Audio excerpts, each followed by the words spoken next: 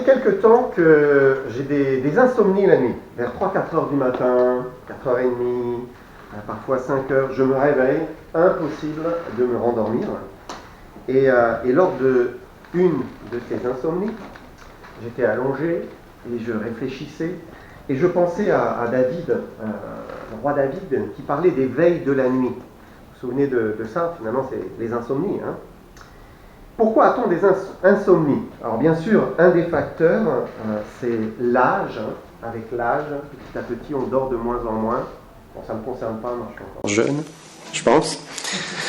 Parfois, c'est des problèmes physiques. C'est une maladie, quelque chose qui altère la qualité du sommeil. Quelqu'un qu'on connaît bien vient de découvrir ça. Les problèmes de cœur peuvent altérer le sommeil. D'autres fois, c'est une mauvaise hygiène de vie. Ça va être l'alimentation, les excès, le tabac, l'alcool, évidemment, le café aussi. Dans 50% des cas, on dit que c'est dû, ça peut être dû au stress, à l'anxiété, à la dépression aussi, on perd le sommeil. Et à cause des problèmes, des difficultés, des fardeaux, on peut se retrouver à vivre des insomnies. Et lorsque j'étais étendu sur ma couche, pour reprendre l'expression biblique, je réfléchissais à ce verset où David dit, psaume 63, verset 7, 63, verset 7, il dit « Lorsque je pense à toi sur ma couche, je médite sur toi pendant les veilles de la nuit. » On le chante aussi, oui. Et lorsque David faisait des insomnies, il se réveillait la nuit, eh bien il commençait à méditer sur le Seigneur. Et quand on regarde sa vie, elle est jalonnée de problèmes, de difficultés, de fardeaux qui certainement ont provoqué pas mal d'insomnie. Mais son réflexe, c'est il se réveillait, il méditait sur le Seigneur. Il réfléchissait à son Dieu. Dans le psaume 119, il y a un verset encore, c'est le verset 55, qui dit « La nuit, je me rappelle ton nom, ô Éternel, et je garde ta loi. » Voilà, la nuit, je me souviens de toi, je me rappelle ton nom, je pense à toi, je prie, je t'invoque, dit le psalmiste. Et ce matin, j'aimerais vous parler de l'importance de saisir chaque opportunité comme étant une occasion de nous approcher du Seigneur. Alors on ne sait pas pourquoi David ou d'autres faisaient leurs insomnies, mais ils ont saisi ça comme étant une occasion de s'approcher de Dieu, de prier. Dans un autre psaume, un psaume qu'Asaph a écrit, le chef des chantres, il est dit que lui, il pensait à ses cantiques composés, la nuit, composés sur le Seigneur, il pensait au Seigneur, il méditait sur le Seigneur. Alors vous allez me dire, ils n'avaient pas vraiment le choix, parce qu'à l'époque, on ne connaissait pas forcément toutes les causes et le pourquoi des insomnies. Bon, on ne sait pas toujours tout aujourd'hui, mais ils avaient ce saint réflexe de venir vers le Seigneur.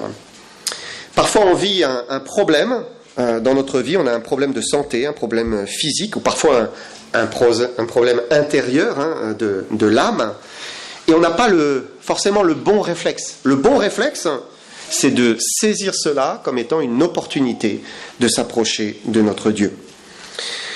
Alors aujourd'hui, on a pas mal de remèdes pour surmonter un grand nombre de difficultés, problèmes de santé, psychiques ou physiques, et on a besoin des médecins, c'est certain. Par la grâce de Dieu, les médecins nous aident. La médecine a fait de grands progrès, on vit plus longtemps, on vit mieux, on souffre moins, il y a plein de choses bénéfiques, et on guérit même. Mais chaque difficulté de la vie devrait être saisie prioritairement pour s'approcher du Seigneur. Parce qu'un insomniaque, il peut pousser la porte d'un médecin et puis dire « bon, j'ai besoin de somnifère, j'arrive pas à dormir ». Et hop, essayer de régler finalement son problème comme cela, mais c'est pas la solution, on le sait. Alors bien sûr, quand ça handicape, quand ça dure, quand peut-être parfois il faut chercher la cause, mais chaque difficulté devrait être d'abord regardée comme une occasion de s'approcher de Dieu. C'est pas pour rien que le Seigneur nous a laissé dans la Bible l'histoire du roi Asa. Vous vous souvenez de ce roi Asa qui était quand même un bon roi, en l'occurrence. Mais on lit en 2 Chroniques 16, verset 12, 2 Chroniques 16, verset 12, on lit « La 39e année de son règne, Asa eut les pieds malades, au point d'éprouver de grandes souffrances. Même pendant sa maladie, il ne chercha pas l'Éternel, mais il consulta les médecins. » Et donc il avait un problème physique. Qu'est-ce qu'il avait ? En réfléchissant, je me suis dit, peut-être il avait la goutte, parce que souvent ça attaque le gros orteil, un problème d'articulation. Mais même s'il n'avait pas vraiment de solution médicale à l'époque, parce que les médecins, c'était un peu aléatoire, eh bien il préférait quand même se tourner vers les médecins plutôt qu'aller vers son Dieu et demander à son Dieu. Et c'est triste, Et j'aimerais qu'on se penche sur quelques croyants du passé qui face à leurs difficultés, ont crié vers le Seigneur. Alors notamment, je reviens sur David. Un autre épisode de sa vie, c'est dans le livre de Samuel. David était pourchassé par Saül. Il avait, vous vous souvenez, réuni un groupe d'hommes, des hommes de rien, mais voilà, c'était devenu un petit peu ses soldats. Et puis ils étaient partis faire une incursion, je ne sais pas où, et puis des ennemis sont venus et ont pris femmes et enfants dans le camp. Et quand ils sont revenus au camp, à ce moment-là, les hommes ont commencé à murmurer contre David et ils parlaient de le lapider. Et j'aimerais qu'on lise ce texte, 1 Samuel 30 et verset 6. 1 Samuel 30, verset 6. Nous lisons « David fut dans une grande angoisse, car le peuple parlait de le lapider, parce que tous avaient de l'amertume dans l'âme, chacun à cause de ses fils et de ses filles. Mais David reprit courage en s'appuyant sur l'Éternel, son Dieu. » Et là, on a l'exemple de quelqu'un qui est saisi par une angoisse. L'angoisse, il est dit une grande angoisse. On imagine, rythme cardiaque qui s'accélère, commence à faire de la tachycardie, bouffée de chaleur, peut-être des sueurs, des frissons, les mains moites, une boule au ventre. Il n'est pas bien du tout, parce que tous ces hommes parlent de le lapider. Imaginez, s'il y en a un qui lance une pierre, un deuxième, un troisième, c'est fini. Il est vraiment pas bien. Alors qu'est-ce qu'il va faire ? Il va orienter sa pensée, orienter son cœur, son attention vers Dieu. Alors certains expliquent comment surmonter l'angoisse, notamment ils expliquent de respirer bien profondément, lentement, de prendre des bonnes bouffées, de retenir sa respiration. Ils vont aussi parler de distraire son esprit, d'essayer de ne plus se focaliser sur ce qui est le sujet de l'angoisse. Alors ils disent par exemple de commencer à compter jusqu'à 200 de 2 en 2. Voilà, on focalise son attention sur autre chose. D'autres vont dire aussi qu'il faut faire des mouvements, bouger, allonger sur son lit. Et certainement c'est très bien et probablement efficace, mais l'un n'empêche pas l'autre. Et ce que fait David, c'est tourner son cœur, c'est tourner sa vie, c'est tourner son être et s'appuyer sur l'Éternel, son Dieu. Et quand un problème survient, une peur, une crainte, qu'elle soit rationnelle ou irrationnelle, la première chose qu'on devrait faire, c'est se tourner de toute son âme vers notre Créateur. Certains sont pris d'angoisse parce qu'ils ont une peur soudaine de mourir. Peur de perdre la vie, là, dans l'instant, ils n'arrivent même pas à l'expliquer. Ça vient comme ça, c'est une boule au ventre. Ça a été le cas, je pense, pour les Israélites qui ont traversé toutes sortes d'épreuves et qui furent pris d'angoisse. On lit ça dans le psaume 107. C'est assez touchant, ce psaume 107. On va commencer par lire un premier verset. Psaume 107, verset 4. Donc il est parlé d'eux, ils erraient dans le désert, ils marchaient dans la solitude, sans trouver une ville où ils puissent habiter. Ils souffraient de la faim et de la soif. Leur âme était languissante. Dans leur détresse, ils crièrent à l'Éternel, et il les délivra de leurs angoisses. Il les conduisit par le droit chemin pour qu'ils arrivent dans une ville habitable. Donc c'est un psaume qui est prophétique, ça nous parle du futur, et d'un moment où ils sont sans toit, sans aide, sans secours, Dans le psaume, ils sont sur les routes, ils sont sur les mers. Ils étaient pris d'angoisse dans une immense solitude. Alors, il est possible que ce psaume fasse référence à l'après-guerre. Vous savez, après la Shoah, quand ils ont commencé à partir et à s'enfuir, et puis à aller vers Israël quand la porte s'est ouverte. Ils avaient faim, ils avaient soif, ils étaient dans la détresse, mais dans leur détresse, ils crièrent à l'Éternel, et il les délivra de leurs angoisses. Et certainement se calmer, bien respirer, essayer de focaliser sa pensée ailleurs, c'est une bonne chose, mais c'est important de focaliser sa pensée sur Dieu. Ce qui est efficace, c'est de prier, de demander l'intervention de Dieu. Et même ces Juifs vont traverser la mer, alors on imagine la mer Méditerranée, et regardez Psaume 107, verset 25. À partir du verset 25, il dit « Et il fit souffler la tempête, qui souleva les flots de la mer.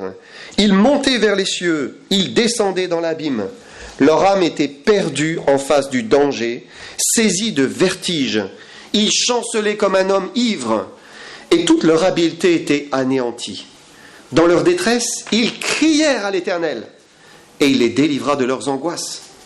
Il arrêta la tempête, ramena le calme, et les ondes se turent. » Certainement, ils ont cru qu'ils allaient mourir, là. Ils se sont dit, mais c'est fini, là, on va se noyer. Des navires, quand vous les regardez dans des tempêtes, avec des creux de 10 mètres, c'est effroyable, la sensation. Et ils ont cru qu'ils allaient mourir. Mais dans leur détresse, ils crièrent à l'Éternel, il les délivra de leurs angoisses. Et si on est sujet à des angoisses, eh bien on devrait prendre exemple sur ces personnes, ces personnages de la Bible. Si on va voir un médecin, c'est possible qu'il nous donne un traitement, et je veux bien croire que dans certains cas, ça s'avère nécessaire, parce que sinon, ça peut être vraiment dramatique. Mais est-ce que notre premier réflexe, ça ne devrait pas être de crier à l'Éternel? Et Dieu peut agir sur l'angoisse. C'est ce que dit le texte. Ils crièrent à l'Éternel, il les délivra de leurs angoisses. Alors j'aimerais en parler, ouvrir une petite parenthèse, pour parler d'une angoisse possible. C'est l'angoisse d'avoir perdu son salut. L'angoisse d'avoir perdu son salut. Alors, peut-être c'est un peu moins commun dans nos milieux, parce qu'on croit à l'assurance de la vie éternelle, et on croit que le salut est définitif. Celui qui a mis sa confiance en Jésus-Christ, c'est pour toujours. Il est sauvé pour l'éternité.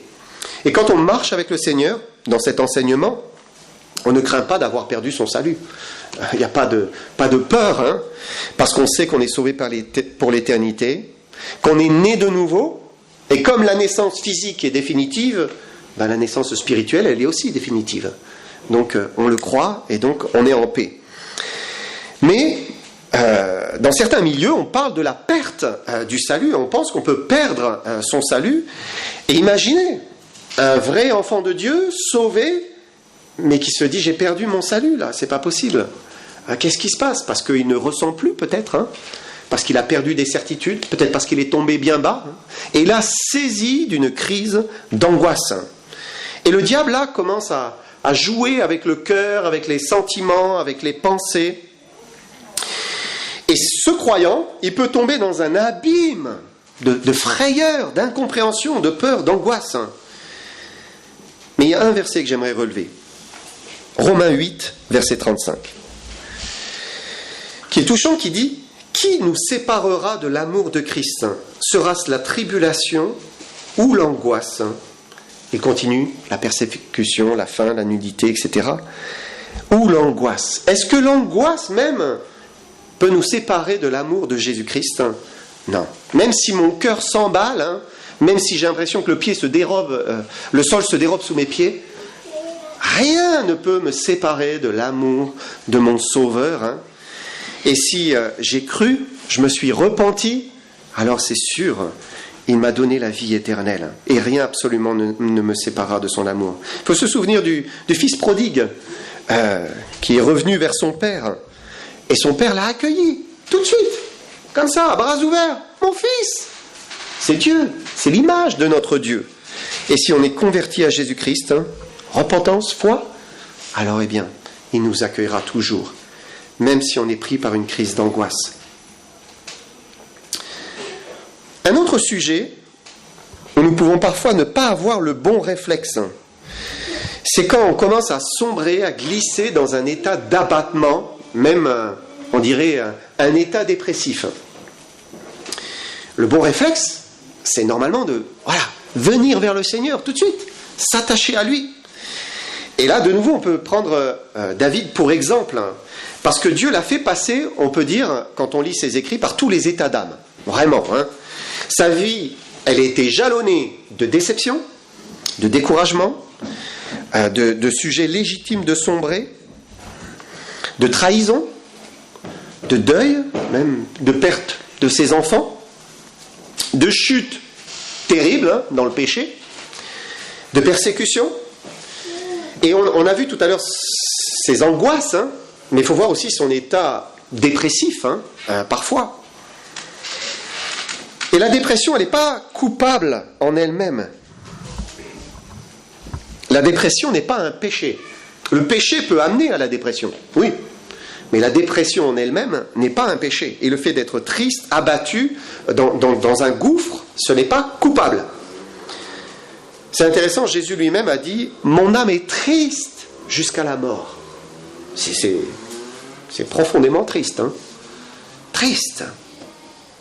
Néanmoins, Dieu veut qu'on saisisse ce qu'il nous donne. Et même si David parfois touchait le fond, eh bien il a eu ce réflexe, ce bon réflexe, cette bonne attitude de crier vers l'Éternel. Il s'approchait de son Dieu et il le faisait par écrit souvent, puisqu'on a un recueil de ses prières au travers des psaumes. C'était par écrit. Psaume 25, versets 16 et 17. « Regarde-moi et aie pitié de moi, car je suis abandonné et malheureux. Les angoisses de mon cœur augmentent. Tire-moi de ma détresse. » David, là, parle de son malheur et de sa solitude, parce qu'il était souvent en proie à des ennemis. Et de nouveau, il évoque ses angoisses. Il crie « Tire-moi de mes détresses ». À noter que le mot « détresse » ici peut être traduit par détresse ou par angoisse, on revient.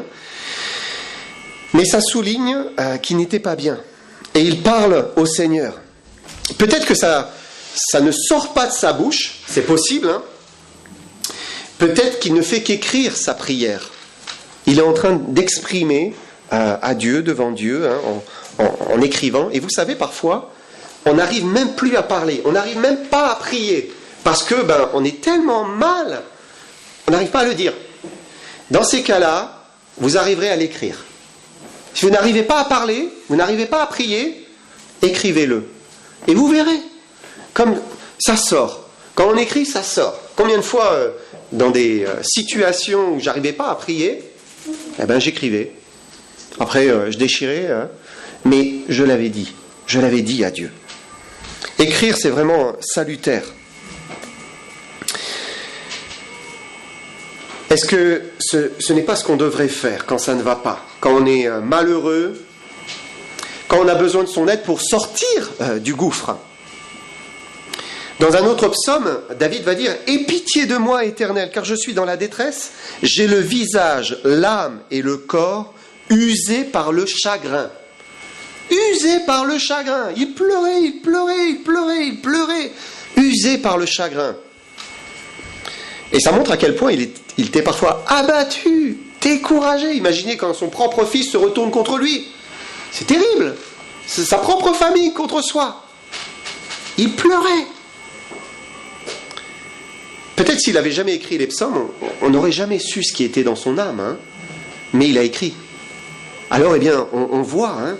Et on voit ses prières intimes, sincères, ouvertes, intenses. Il s'est penché devant Dieu. Et ça, c'est le bon réflexe. Ça ne va pas? Parlons, Seigneur. Disons-lui ce que nous vivons. Faisons-lui entendre notre voix, si c'est possible, ou écrivons-le. Parce que c'est salutaire, c'est la garantie de voir Dieu intervenir. Regardez Psaume 31, verset 23. 31, verset 23, « Je disais dans ma précipitation, je suis chassé loin de ton regard. Mais Tu as entendu la voix de mes supplications quand j'ai crié vers toi. Et on est souvent comme David. Dans notre précipitation, nous disons « Dieu m'abandonne, Dieu m'exauce pas. Je prie et il fait rien. Il n'intervient pas. Il me laisse avec mon problème, il me laisse avec ma souffrance. » Souvent, ça arrive. On le pense, même si on ne le dit pas, mais on le pense. « Je suis chassé loin de ton regard. » Et on a malheureusement parfois souvent hâte de condamner le Seigneur. Il n'a pas répondu. Et finalement, David se reprend là et il dit « Mais tu as entendu. Tu as entendu. Pardon Seigneur. Tu as entendu. » Finalement, tu as entendu. Et parfois, on est prompt à lui dire « Dieu n'exauce pas. » Mais c'est toujours dans la précipitation.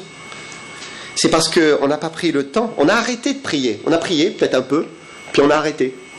Alors on dit Dieu n'exauce pas. C'est de la précipitation. Et notre persévérance est souvent... c'est une micro-persévérance. Elle est minuscule. On a prié, mais si peu. Et Dieu sait pourquoi, mais il nous demande aussi parfois de persévérer, de lutter, de continuer, de lui redemander encore, et de manifester finalement notre communion et notre vie avec lui par cette persévérance. Il ne faut pas se précipiter pour dire que Dieu n'entend pas et qu'il n'exauce pas. Certaines prières ont une réponse immédiate, et puis d'autres, elles prennent plus de temps, et on doit faire confiance. Il faut croire ce que Dieu dit. Psaume 34, 18 et 19. Psaume 34, versets 18 et 19. Il dit « L'Éternel est près de ceux qui ont le cœur brisé, et il sauve ceux qui ont l'esprit dans l'abattement. Le malheur atteint souvent le juste, mais l'Éternel l'en délivre toujours. » Ça, c'est une promesse qui est du roc, c'est sûr, c'est véritable. Dieu délivre toujours le juste. Pas toujours comme il le pense, mais il le délivre toujours. Et il faut avoir ce bon réflexe. Alors j'aimerais qu'on prenne maintenant deux psaumes. C'est des psaumes des fils de Corée, mais finalement ça aurait pu être un psaume n'en faire qu'un. Mais ça a été séparé en deux, ils ont fait deux, parce que c'est un prolongement. C'est les psaumes 42-43. Et on va lire 3 versets. Psaume 42, verset 6. Il dit « Pourquoi t'as battu mon âme et gémis-tu au-dedans de moi? Espère en Dieu, car je le louerai encore. Il est mon salut et mon Dieu. » Psaume 42, verset 12. « Pourquoi t'as battu mon âme et gémis-tu au-dedans de moi? Espère en Dieu, car je le louerai encore. Il est mon salut et mon Dieu. » Et puis 43, verset 5. Encore une fois, « Pourquoi t'as battu mon âme et gémis-tu au-dedans de moi? Espère en Dieu, car je le louerai encore. Il est mon salut et mon Dieu. » Et donc c'est un refrain en fait. C'est comme un refrain dans ces psaumes. Et il est dans l'abattement. L'abattement c'est plus que la peine. C'est plus que la tristesse. L'abattement, c'est... Voilà. Il est au fond, effondré. Et qu'est-ce qui se passe? Il exprime que son âme gémit au-dedans de lui. Elle se plaint, elle ressasse les choses qui ne vont pas, et elle est en train de se plomber elle-même, en fait. Parfois, on se plombe soi-même, on se répète tout ce qui ne va pas, et puis ça, et puis ça, et puis ça, et puis... Et ça arrive très souvent. Le moi se parle à lui-même. Et c'est un dialogue où l'âme, elle descend, elle s'enfonce. Mais le psalmiste ne veut pas laisser son âme s'abattre, et plutôt que de s'écouter soi-même, il va s'exhorter lui-même. Et certainement, c'est ce qu'il faut faire. Et on a le choix. Soit on décide de geindre, de gémir, de se plaindre intérieurement de tout ce qui ne va pas. On écoute nos pensées, et puis on se dit, mais il n'y a pas d'espérance, et ça ira de mal en pis. Et c'est vrai, plus nous continuerons dans cette voie-là, plus ça ira de mal en pis. Ou bien c'est d'exhorter son âme. En fait, c'est un peu se secouer soi-même, secouer son moi, lui dire, mais maintenant, stop, regarde aux promesses. espère en Dieu. Je le louerai encore. Il est mon salut et mon Dieu. Et il faut s'exhorter. S'exhorter à regarder ce qui est vrai. C'est ça qui est important. Qu'est-ce qui est vrai ? Le psalmiste se rappelle une vérité. Il dit « Il est mon salut et mon Dieu ». Et donc il est celui qui me sauve, il est celui qui me vient en aide, il est celui qui va me relever parce qu'il est mon Dieu. Et c'est important, vous savez, de se nourrir de la vérité. Pourquoi c'est important ?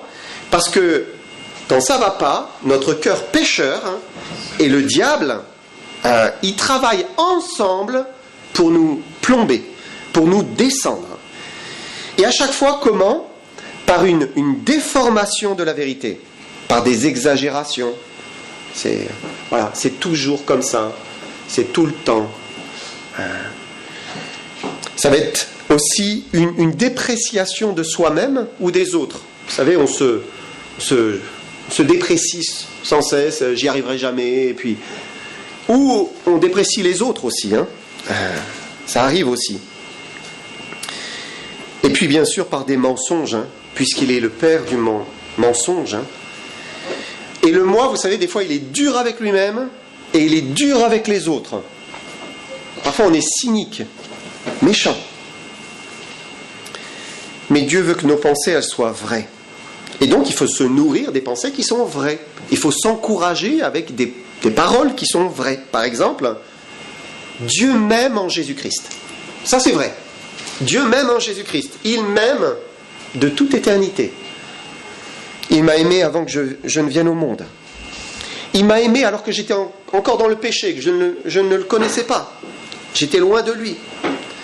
Et il m'aime aujourd'hui en son Fils Jésus-Christ. Dieu m'aime, il m'aimera toujours. Et son amour ne dépend pas de ce que je fais. C'est important ça. Son amour ne dépend pas de ce que je fais, ça ne dépend pas de mes œuvres, son amour. Puisqu'il m'aimait déjà alors que j'étais très loin dans le péché, dans la boue. Son amour ne dépend pas de mes efforts. Son amour ne dépend pas de ma sanctification, de mes succès ou de mes chutes. Dieu m'aime parce qu'il est amour et qu'il m'a placé en son Fils Jésus-Christ le jour où j'ai cru. Ça c'est la vérité, c'est tout. Dieu m'aime. Une autre vérité, Dieu me pardonne en Jésus-Christ. Ça, c'est quelque chose qu'il faut sans cesse se rappeler. Quel soulagement pour la conscience, quelle délivrance pour nous qui sommes des pécheurs. Je suis pardonné. Il est mon salut et mon Dieu. Une autre vérité, Dieu habite en moi par son esprit. Et cet esprit, c'est l'esprit du Père, c'est l'esprit du Fils. Dieu lui-même est venu habiter en moi. Il est là. Il est en vous. Dieu est en nous. Ça, c'est la vérité. Une vérité qu'on a lue ce matin. L'Éternel délivre toujours le juste du malheur. C'est une vérité, ça. Il le délivre toujours. Il délivre ses enfants. Il leur porte secours. Même s'il permet qu'ils traversent des épreuves. Une autre vérité, ceux qui crient à l'Éternel sont délivrés de leurs angoisses. Et l'homme est un être à la fois extraordinaire, merveilleux, voilà, même un psaume le dit, mais en même temps infiniment complexe, tellement complexe, mais c'est Dieu qui l'a créé. Dieu sait comment nous fonctionnons. Il nous connaît. Et lui, il peut nous venir en aide intérieurement si on crie à lui. Ça, c'est la vérité.